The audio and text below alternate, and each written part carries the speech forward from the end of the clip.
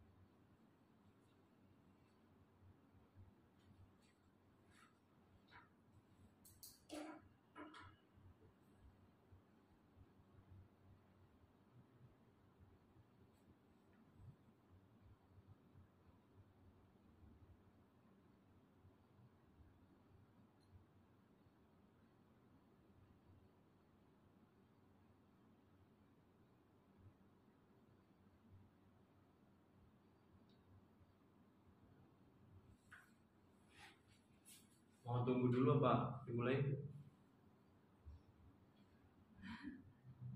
Mulai aja nggak apa-apa. Mulai aja nggak apa-apa ya.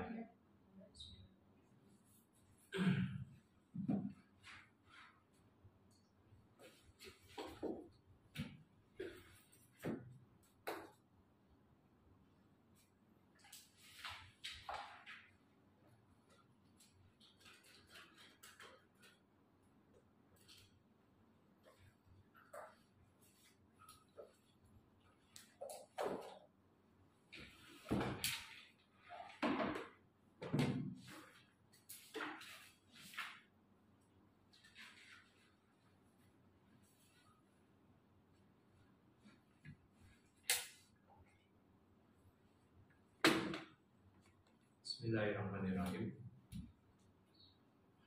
Alhamdulillahirabbil alamin. Wassalatu wassalamu ala asyrofil anbiya'i wal mursalin nabiyina wa sayyidina Muhammadin wa ala alihi wa sahbihi ajma'in. Wa asyhadu an la ilaha illallah wahdahu la syarika lah wa asyhadu anna Muhammadan abduhu wa rasuluh. Amma ba'd. Masih lanjutan dari hadis tentang adab buang hajat. Nggak salah situ ya. Hadisnya sekarang sampai ke hadis 91 ya. Ada yang hadir pekan lalu? Yang sampai imam yang 7. Sekarang masuk ke dari Aisyah. Oh, an Aisyah tadi benar. Ya. An Aisyah radhiyallahu anha qalat Inna Nabiyya sallallahu alaihi wasallam qala man atal ghaita falyastatir, rawahu Abu Dawud. Dari Aisyah radhiyallahu anha bahwasanya dia mengatakan Rasulullah SAW bersabda, ya, man atal ghaita falyastatir, rawahu Abu Dawud. Siapa yang mendatangi toilet, siapa yang masuk ke toilet hendaknya dia menutup diri. Nah, dijelaskan di kitab Mukhtasar ala Bulughul Maram, al-haditsu dalilun ala wujubil istitar inda qada'il hajat. Hadis ini menjadi dalil akan wajibnya menutup diri ketika buang hajat. Termasuk ketika buang hajat di tempat di luar toilet. Misalnya di tempat di gunung atau di yang lainnya, nggak boleh kita sembarangan. Ya, sembarangan di depan umum. Mesti menutup diri. Ini yang rawan itu justru toilet pria ya, di fasilitas toilet umum. Kalau toilet wanita ya semuanya masuk ke kamar mandi masing-masing. Kalau toilet pria itu ini nggak aman. Disediakan apa itu tempat kencing yang berdiri itu berjejer.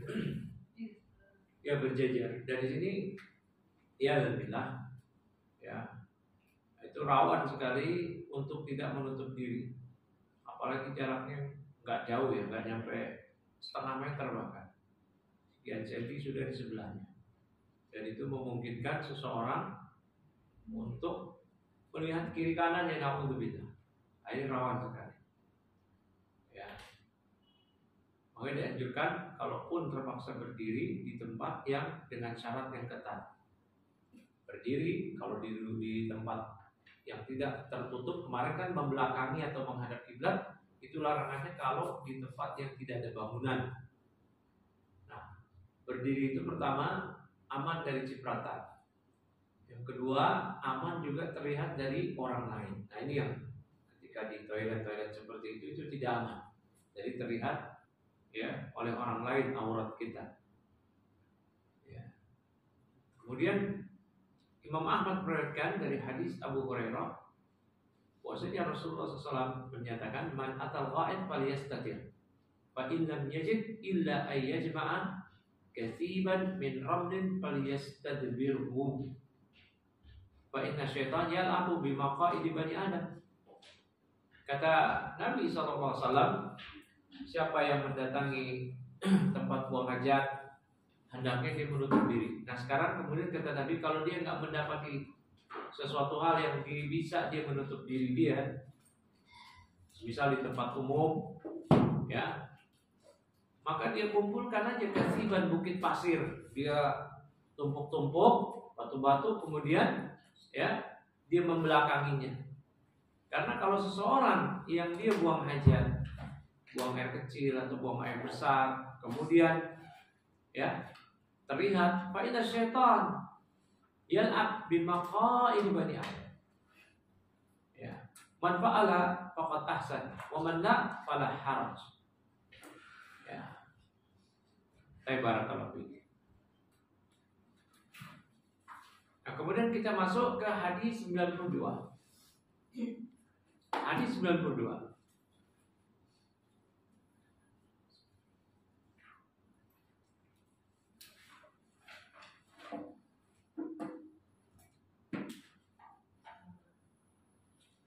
Wa anha, masih dari Aisyah radhiyallahu ta'ala anha, anna Nabiy sallallahu alaihi wasallam kana idza kharaja min al-gha'id qala ghufranaka. Akhrajahu al-khamsah wa sahhahu Abu Hatim wal Hakim. Rasulullah SAW menyatakan apabila beliau, ya kata Aisyah, Rasulullah SAW apabila beliau keluar dari toilet, maka yang beliau ucapkan adalah ghufranaka dengan kaki kanan. Ya. Nah, disebutkan di kitab sini di Mukhtasar Kalam, fihi istihbabul istighfar indal khuruj minal khala. Dalam hadis ini terdapat anjuran untuk beristighfar, ya, ketika keluar dari toilet. Kenapa demikian? Karena toilet itu adalah tempat sarang setan. Dan di toilet kita tidak berzikir kepada Allah dengan melafazkan zikir, tidak membaca Quran. Ya, makanya kalau di toilet cepat, tidak boleh bicara, tidak bicara, apalagi main HP, apalagi nyanyi-nyanyi. Ya, dan makruh melihat kotoran kita, makruh. Ya, ketika kita buang hajat, gak usah ditengok-tengok ke bawah, ngapain? Gak ada faedahnya, malah membuat jijik dan seterusnya.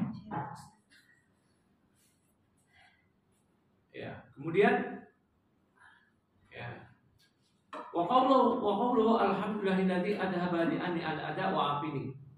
Dan juga boleh ditambahkan setelah kita mengucapkan ghufranaka, ini satu, juga boleh kita tambahkan dengan ucapan alhamdulillahilladzi adhaba anni al-ada wa afini. Alhamdulillahilladzi adhaba anni al-ada. Segala puji bagi Allah yang telah menghilangkan kotoran dari diriku, wa afini, dan yang telah menyelamatkan aku. Ya. Jadi doa keluar toilet itu dua. Yang pertama ghufranaka, satu lagi alhamdulillahilladzi adhaba anni al-ada wa afini. Ya, itu dua. Tadi hikmahnya kenapa kita mengucapkan ghufranaka? Karena di toilet kita tidak bisa melakukan amal-amalan ketaatan. Ya, dan di toilet rawan sekali. Yang kedua, yaitu doanya tadi alhamdulillahilladzi adhaba anni al-ada. Segala puji bagi Allah yang telah menghilangkan kotoran dari diriku. Maka harus bersyukur ketika kita bisa buang air. Banyak sekali orang yang nggak bisa buang air, akhirnya menjadi penyakit dan bermudarat untuk badan dia. Wa afini, dan yang telah menyelamatkanku. Karena di kamar mandi itu ada setan, laki-laki, perempuan. Maka ketika kita keluar dari toilet dengan selamat, harus memuji Allah Subhanahu wa ta'ala. Kemudian masuk ke hadis 93. An Ibnu Mas'ud, dari Ibnu Mas'ud radhiyallahu ta'ala anhu. Qala, kata Abdullah bin Mas'ud, atan Nabi sallallahu alaihi wasallam al-ghaita. Ya. Kalau di zaman Nabi, toilet itu kan di luar rumah. Nah, kemudian yang dimaksud ghaid, kalau saya mau tanya di terjemahan buku ibu itu apa? Nabi mendatangi, ghaid apa terjemahnya? Nah, tempat buang hajat aja ya. Nah, ini perlu dipahami. Mungkin penterjemahnya ingin ringkas saja menerjemahkan. Karena ghaid disebut ghaid dari kalimat ghata, ya, dari kalimat ghata itu tempat yang orang Arab di zaman Nabi, kalau mereka mau buang hajat, buang air besar, mereka datang ke tempat yang rendah, yang landai, ya, yang di bawah. Yang di bawah, maka dinamakan ghaid dari kalimat ghata, rendah, bawah, maka mereka datang ke situ. Berarti ini di luar rumah. Berarti ini rawan dilihat oleh orang. Kemudian kata Abdullah bin Mas'ud, fa amarani an atiyahu bi salasati ahjar. Ya, maka beliau memerintahkan aku untuk membawakan kepada beliau 3 batu. Nah, ini nanti berikutnya beristinja atau bahasa kita cebok dengan batu, namanya istijmar apabila tidak didapati air. Ya, Kan media untuk bersuci dari najis, ya, atau beristinja, bahasa kita cebok, ya, itu medianya ialah air. Dan yang kedua batu. Yang utama ialah air dan batu. Kalau nggak ada keduanya, salah satu air, ya. Kalau tidak ada juga, maka dengan batu, ya. Namun dengan syarat batunya adalah 3, ya. Batunya dengan 3 batu. Fawajadtu al-hajaraini, maka aku mendapati hanya 2 batu. Walam ajid salasan, dan aku tidak mendapati batu yang ketiga, kata Abdullah bin Mas'ud. Fa'ataituhu bi rausatin, maka aku pun membawakan Nabi rausah, kotoran hewan yang telah kering. Ya, kotoran hewan yang telah kering. Yang sifatnya berubah seperti menjadi batu. Tapi dia aslinya kotoran hewan. Ya. Kemudian kata Abdullah bin Mas'ud, fa'akhadahuma, maka beliau hanya mengambil 2 batu saja. Ya. Kemudian wa'alqa ar-rausata, dan Nabi melempar yang rausah, kotoran hewan yang sudah membatu tadi. Ya. Waqala, kemudian Nabi bersabda, innaha riksun. Kotoran hewan yang telah kering dan membatu ini namanya riksun, najis. Ya. Baik, dia nggak boleh dijadikan media untuk bersuci. Baik. Ya, akhrajahul Bukhari. Hadis ini dikeluarkan oleh Al-Imam Al-Bukhari. Ya. Kemudian dijelaskan di buku Mukhtasar Kalam ala Bulughul Maram ini dijelaskan, ya. Sabda Nabi, ya, perkataan Abdullah bin Mas'ud, wa al-farosah, Nabi melemparkan kotoran kering yang telah membatu. Zada Ibnu Khuzaimah, Ibnu Khuzaimah menambahkan annaha kanat rausata himari, bahwa itu adalah kotoran keledai, ya, kotoran keledai.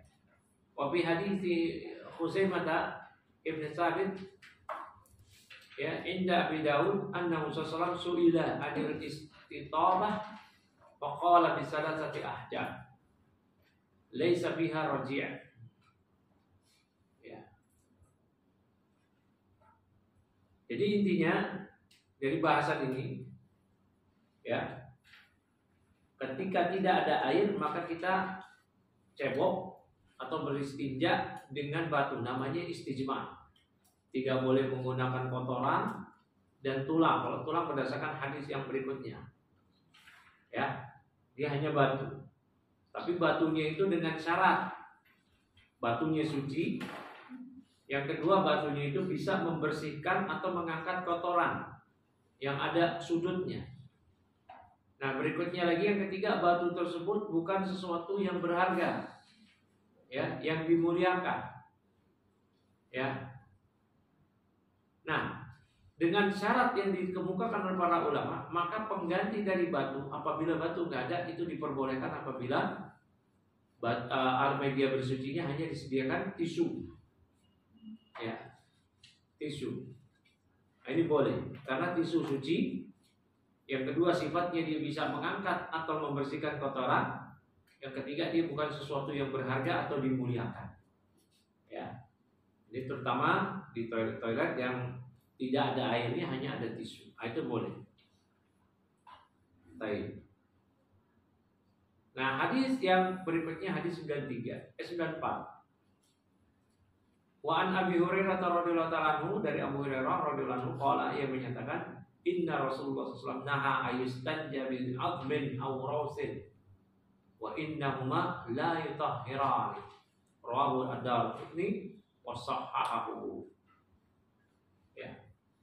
Kemudian dari Abu Hurairah, Rasulullah SAW bersabda, ya, Rasulullah SAW naha, melarang ayustanja bi admin, untuk, ya, beristinja cebok tapi dengan tulang atau raus atau dengan kotoran hewan.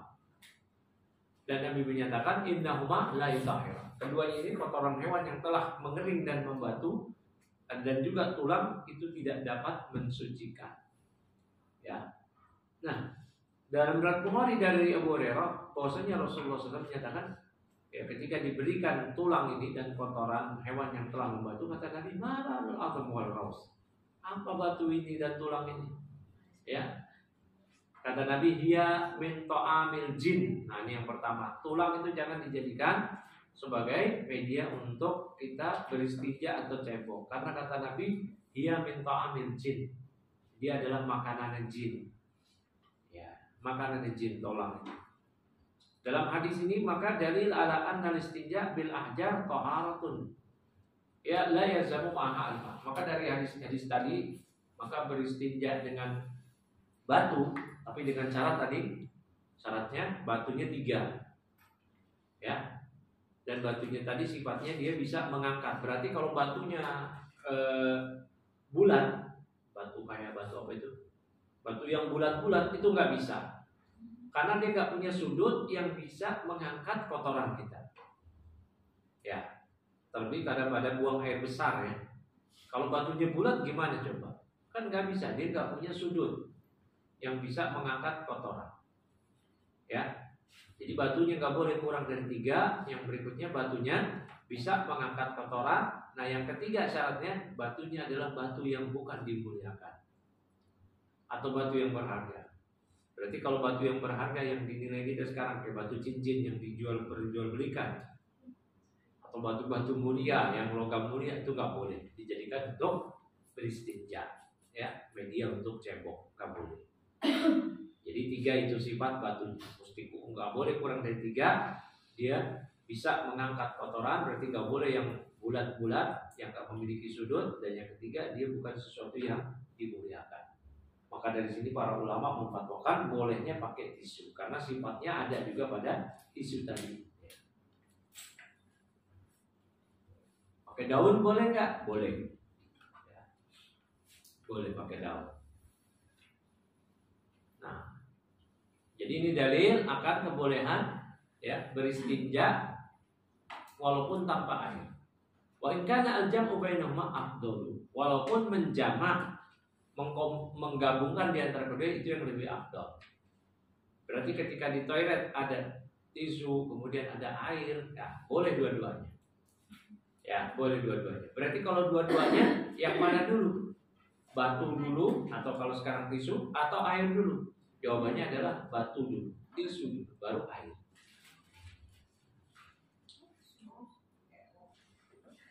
Ya. Li'annahu allala bi'anna al-'azma wal-rawsa la yutahhirani wa afada anna ghairahuma yutahhir. Karena Nabi beralasan bahwa tulang dan kotoran hewan yang telah mengering dan membatu nggak bisa mensucikan. Berarti hadis ini memberikan keterangan bahwa selain dari itu bisa mengangkat ya kotoran dan bisa mensucikan. Semisal kayak tadi tisu. Ini yang dijelaskan oleh para ulama. Ya. Karena ada sebagian juga orang-orang yang kaku ketika dia di toilet, airnya nggak ada untuk dijadikan media untuk bersuci, kemudian hanya ada tisu dan dia menganggap oh ini tisu nggak boleh, bolehnya batu. Nah, akhirnya dia gimana? Nggak cebok, ya, atau kebingungan. Nah itu ya. Jadi kalau tisu boleh, tapi kalau ada airnya, tisu itu opsi seperti kita menggunakan opsi batu. Kalau nggak ada air, ya batu. Dan ketika misal ya kita bersuci dengan batu atau dengan tisu, karena air nggak ada, yang kita yakin, ya dengan 3 batu atau 3 tisu, berarti kalau tisu nggak boleh kurang juga dari 3 helai, ya. Pertama dengan 3 tisu, ya, dengan 3 tisu atau 5, ya ganjil bagusnya. Dengan 3 tisu lah atau 5, ya kita sudah bersihkan semaksimal mungkin. Maka kemudian kita boleh sholat selepas beristinja tadi, selepas cebok tadi. Kemudian kita dapati di luar wudu air untuk berwudu. Ya, walaupun ternyata kotoran kita sebenarnya masih ada. Ya, kotoran kita masih ada. Ya, saya pernah sebutkan kemarin Al-Husni Al-Syafi'i di kitab beliau Kifayatul Ahyar, seorang yang beristinja dengan batu di tengah panas yang terik. Ya, kemudian dia sholat dan di tengah perjalanan keringat dia mengucur sampai ke kakinya dan ternyata warnanya kuning karena bercampur dengan kotoran, sisa kotoran dia yang ada di duburnya. Maka sholatnya yang tadi tetap sah. Ya, tetap sah. Jadi nggak usah dipedulikan. Jadi kalau kita sudah cebok dengan tisu dengan tadi minimalnya 3 atau 5, udah nggak perlu ada keraguan, nggak boleh ada was-was, nggak boleh ada was-was. Ini jangan-jangan belum sempurna nih, nggak perlu. Ya, nggak perlu ada was-was itu. Ya sudah yakin dulu. Kemudian di hadis ke-95. Ya, an Abi Hurairah, dari Abu Hurairah radhiyallahu anhu qala, dia mengatakan qala Rasulullah SAW bersabda, istazihu, ya, istanzihu minal baul fa inna ammata adzabal qabri minhu wa rahu. Kata Nabi SAW, istanzihu minal baul, bersucilah kalian dari kencing karena kebanyakan azab kubur dari situ. Ya. Kemudian hadis ke-96, aktsaru adzabal qabri minal baul wa huwa sahihul isnad. Kata Nabi SAW, mayoritas atau kebanyakan azab kubur itu karena kencing. Artinya yang ceboknya nggak beres. Ya, maka dijelaskan al hadis dalilun ala tahrimi mulamasatil baul wa adamu taharruz minhu. Hadis ini menunjukkan akan keharaman menyentuh air sendi, air kencing tadi, tersentuh atau menyentuh pakaian kita atau badan kita, ya, dan tidak hati-hatinya di situ. Wa annahu sababun li adzabil qabri, dan itu adalah sebab diadabnya kubur. Dalam hadis Sahih Bukhari Muslim disebutkan dari hadis Ibnu Abbas, ya, tentang Nabi SAW yang menyatakan ketika Nabi melewati 2 kuburan, Nabi menyatakan, ya, inna hadaini sahibai al-qabraini alladaini yu'adzabani, ya, 2 penghuni kubur yang sedang diadab. Nabi menyatakan, amma ahaduhuma fakana la yastatir min baulihi. Ini salah satunya, dia tidak yastatir, maksudnya dia tidak mensucikan diri dia tidak bersuci dari kencing dia. Maka hati-hati urusan kencing, dapat azab kubur. Ya. Jadi kalau ada orang menyepelekan pelajaran bersuci, pelajarannya yang berat tuh, ini ada orang diazab kubur karena bersucinya nggak beres. Ya, karena bersucinya nggak beres. Oleh karena itu kalau ya bersuci harus aman dari pakaian kita dan tubuh kita terkena dari najis tadi. Ya. Apalagi tadi yang telah disebutkan di awal-awal di era kontemporer zaman sekarang, di toilet-toilet umum para pria yang berdiri di situ. Pertama dari situ syarat untuk istitar sudah nggak dapat. Istitar itu apa? Menunggu. Ada bapak-bapak nih sama kayak saya berarti. Kalau ibu-ibu kan toilet umumnya itu nggak ada yang berdiri. Ya, makanya ketika kita masuk ke toilet umum, kita masuk ke tempat yang di situ menutup diri bisa, kita di dalam, dan yang sunnah ialah duduk. Ya, sunnah ialah duduk. Nah, kalaupun nggak bisa duduk, berdiri, kita pilih yang paling jauh dilihat orang. Paling jauh dilihat orang, jangan sampai terlihat orang. Ya. Nah, kalaupun nggak bisa, jangan sampai terlihat orang. Yang kedua, najisnya itu jangan sampai mengenai tubuh kita atau pakaian kita. Bagaimana kalau nanti najisnya itu yang nggak kelihatan? Kan biasanya kalau itu bisa nyiprat-nyiprat ya Pak ya. Nah, kalau yang nggak kelihatan ma'fu namanya. Ma'fu, yang kita nggak bisa deteksi. Nah, maka di sini nggak boleh ada was-was. Jangan tadi nyiprat lagi, nggak boleh ada was-was. Kecuali itu sudah jelas, ya, nampak sekali. Kemudian an Suraqah ibn Malik radhiyallahu anhu qala, dari Suraqah bin Malik radhiyallahu anhu yang mengatakan, allamana Rasulullah SAW fil khala an naq'uda 'ala al-yusra wa nasiba al-yumna. Ini ketika ada buang air kecil duduk bagi pria. Ya. Kata Rasulullah SAW, kata ya Suraqah bin Malik, Rasulullah SAW mengajarkan kita fil khala ketika buang air, an naq'uda 'ala al-yusra wa nasiba al-yumna. Agar kita duduk ya 'ala al-yusra di dubur atau bagian tubuh sebelah kiri dan menegakkan yang yumna. Raul Baihaqi. Ini kalau saya contohkan begini ya. Wadah bapak-bapak. Ya. Jadi begini. Ya, Pak ya. Duduknya seperti ini. Nah, duduknya seperti ini. Ini bagi yang mau kencing dalam keadaan duduk. Nah, juga dianjurkan ada namanya istibrak. Apa istibrak? Yaitu mengurut kemaluan pada tetesan terakhir. Ya. Diurut pada tetesan terakhir atau didorong kantong kemihnya. Ya, bahkan para ulama menganjurkan dengan berdam pada tetesan terakhir. Ya, seperti itulah berdam. Agar keluar sehingga aman kita. Ini biasanya banyak orang cerita begini.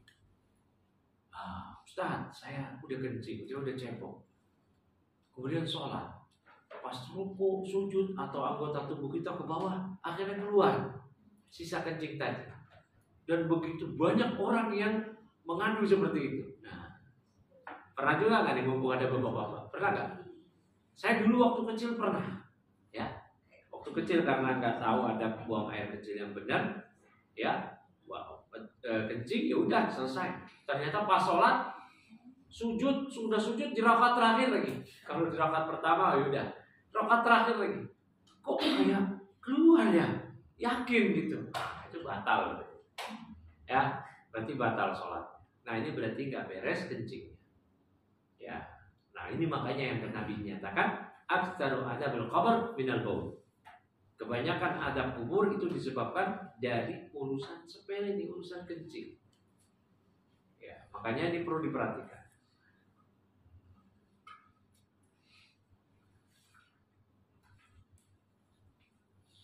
Qila al-hikmatu bidzalik annahu yakunu a'wana ala khurujil baul. Wa qila liyukilla isti'malul yumna ala li syarafiha. Nah, ada yang menyatakan ya walaupun hadis di atas tapi sanadnya lemah tapi boleh diamalkan. Ya, karena beramal dengan hadis dhaif itu boleh.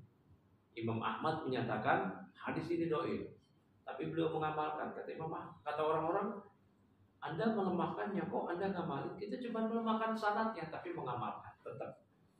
Nah, hikmahnya adalah yang demikian a'wan ala khurujil kharij. Yaitu lebih membantu kita untuk mengeluarkan kotoran yang keluar.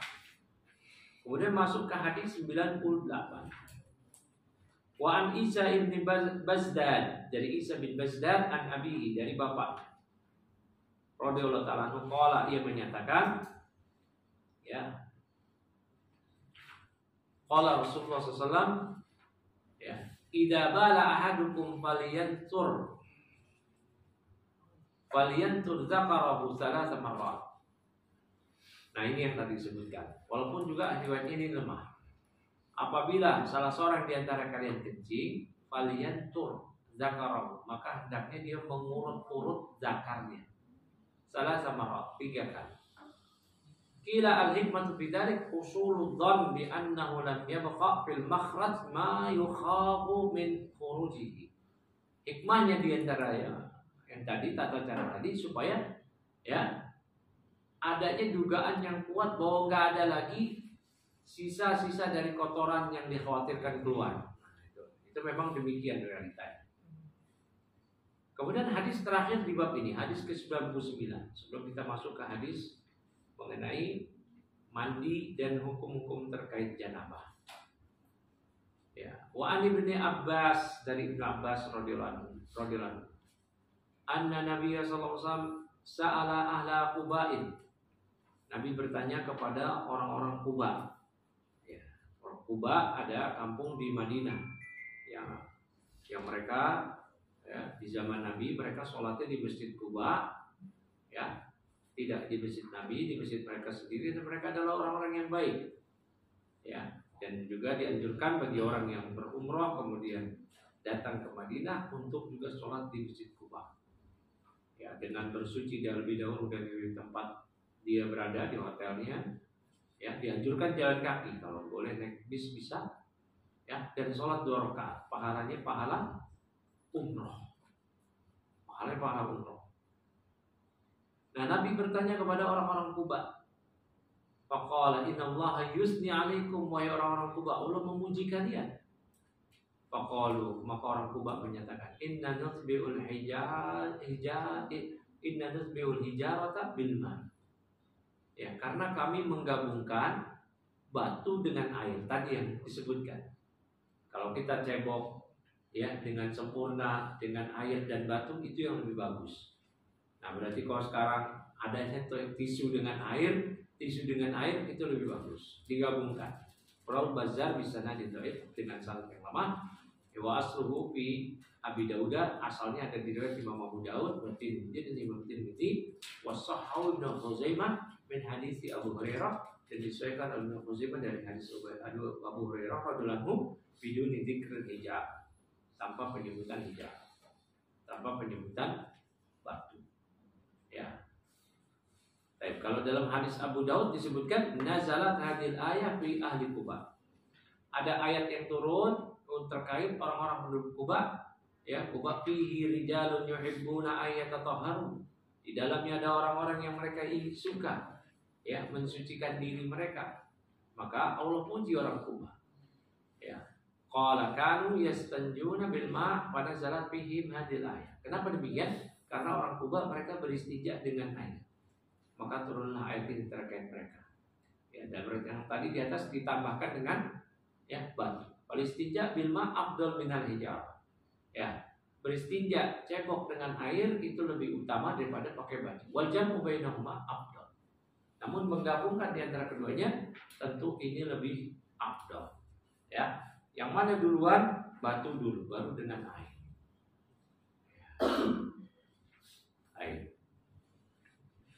Selesai berarti pembahasan tentang cebok atau buang hajat. Kemarin ya kita murojaah sedikit mengenai larangan-larangan buang air ya di tempat-tempat umum yang nggak boleh di situ. Ya, di situ berarti ada beberapa. Kalau kita kembali ke hadis-hadis sebelumnya, hadis ke-82, 83, 84 atau 83, 84, 85, 86, itu disebutkan tentang tempat-tempat yang kita nggak boleh di situ untuk buang air kecil atau buang air besar.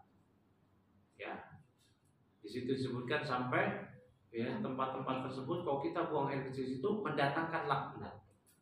Ya, mendatangkan laknat. Iya dan tidak. Di mana aja itu disebutkan di sini.